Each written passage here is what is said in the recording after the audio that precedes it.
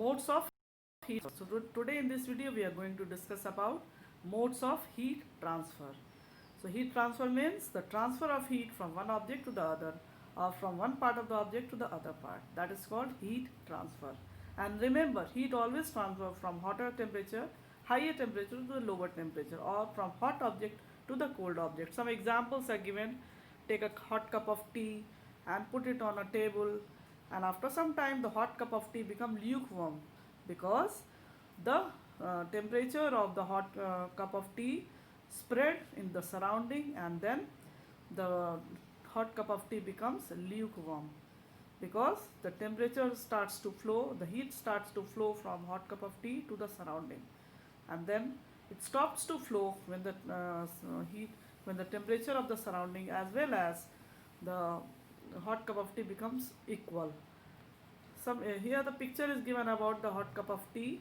So hot cup of tea has the temperature of 98 degrees Celsius, whereas the surrounding temperature is 26 degrees Celsius. So that means heat transfer from the hotter to the colder one, from the higher to the lower. So heat flows from the hot cup of tea to the surrounding. That's why after some time the hot cup of tea become cold. Similarly, if we keep a spoon, a long spoon, while cooking food in a pan, the cold spoon become hot. Why? Because the hot burner is flowing the heat from the burner to the pan, and then from the pan it goes into the spoon.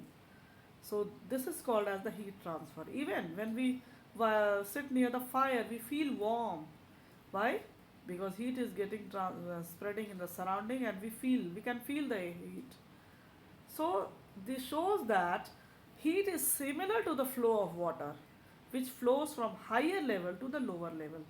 So heat is a form of energy which flows from higher temperature to the lower temperature. It can be defined as the flow of energy, form of energy that flows from the higher temperature to the body at the lower temperature. So underline this line.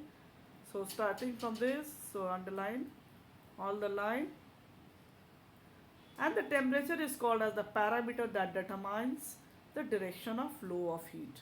So the temperature is a parameter that determines the direction of flow of heat. An activity is given to show that how to transfer from one place, one object to the other. Simple beaker has been taken, a hot beaker, a beaker of hot water and a beaker of cold water.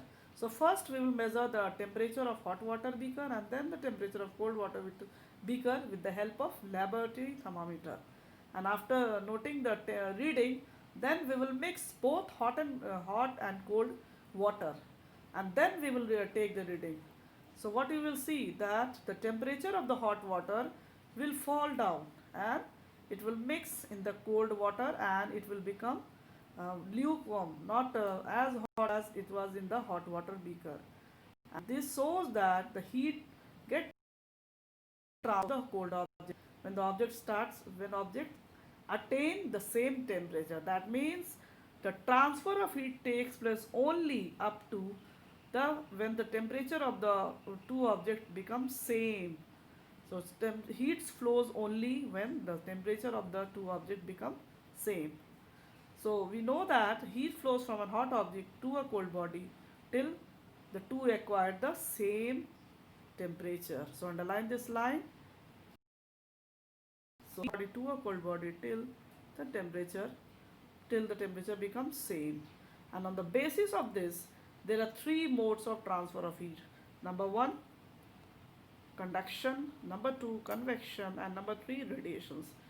Conduction takes place in solid, convection takes place in liquid and gases, and radiation takes place in empty spaces or in vacuum. So first of all, we will discuss about the conduction. Conduction is a heat of transfer which takes place only in solid.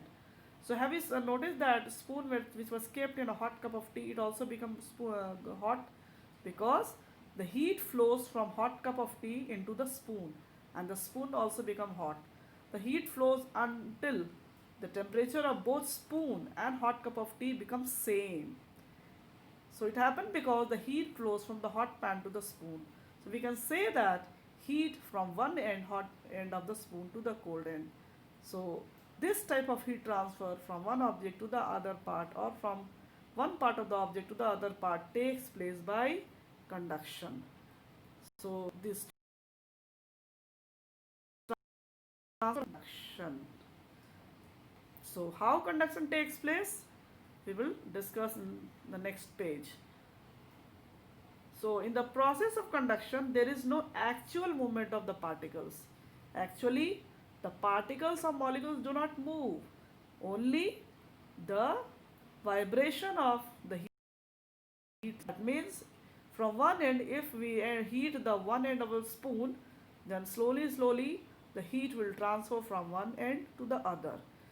Not by the movement of particles, but by the vibration of the particles. The vibrating particles vibrate back and forth just like swing and transfer the heat to the neighboring particles. So this continues till both objects acquire the same temperature. So here transfer of heat by conduction can happen only through solid. So conduction of heat takes place only through solid. So conduction of heat is a transfer of heat in which the heat transfer from one end to the other with the help of the vibration of the particles. Actually, there is no movement of the particles. So underline this line. There is no actual movement of the particles. Only the vibration of the particles takes place, and this vibration takes place till back and forth until the heat to the neighboring and continues till both acquire the same temperature. Now, does all solid allow the electricity to flow through them? No. All substance do not allow the electricity. In the same way, all solid also do not allow the heat to flow them. There are some variations. So, on the basis of this, the conductor of two types, good conductor and bad conductor. The substance which to pass through them are called good conductors. Example, all the metals like silver, gold, aluminium and iron, and the alloys of metals like steel, brass, they are all good conductor of heat.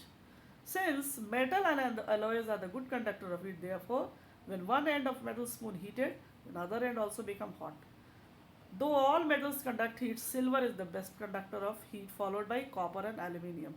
Now, the substances which do not allow the heat to pass through them are called poor conductor or bad conductor or insulators.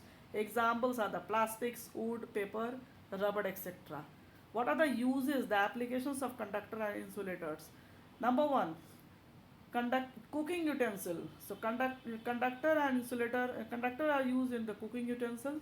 Cooking utensils are made of good conductor as they allow the flow of heat to cook inside inside, while the handle of the cooking utensil are insulators because we have to handle the utensils.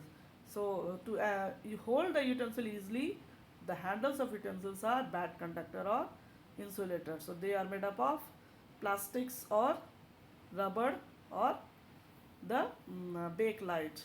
Number two, building materials. Houses are built using insulating materials such as bricks, mud, sheet, etc. so that heat should not be conducted from outside to inside during summer and from inside to outside during winter. Number three, clothes that we wear in winters are generally woolen clothes because wool is an insulating. As you know, woolen clothes do not allow the air since air is a bad conductor of it. It traps the air. So that's why we wear the woolen clothes which do not allow the heat to pass out or also to not to escape the heat outside to the surroundings. So some examples are given about the cooking utensil, the building materials and the clothes, that is the woolen clothes. Even the animals like polar bear, the penguins, which lives in the Arctic and Antarctic regions, they have fur, and the birds have the feathers to prevent the heat loss. So just like we wear the woolen clothes in the winter. Now the good conductor and the bad conductor of heat. So if we touch a metal object in winter, it appears to be cold. While if we touch a plastic, you cannot feel the coldness, but you will feel warm. Though the room temperature is same, but still they appear to be hot and warm. Why? Because metal is a good conductor of heat, whereas the plastics are the bad conductor of heat. So reason behind is that the metals are good conductor. They take away the heat from our body when we touch them. So we feel cold. But plastic chair is an insulator, therefore no transfer of heat takes place in either direction and hence it appears warm. Similarly, during summer, wearing light colored clothes make you feel cooler as they are good insulator, reflector. They reflect light. So they are not insulating at all. But on the other hand, wearing dark colored clothes make us hot as they are good absorber of heat. So dark colored clothes are the good absorber, whereas the light colored clothes are the good reflector. So in this way, the good conductor and the bad conductor of heat are they clear to you all? That's all.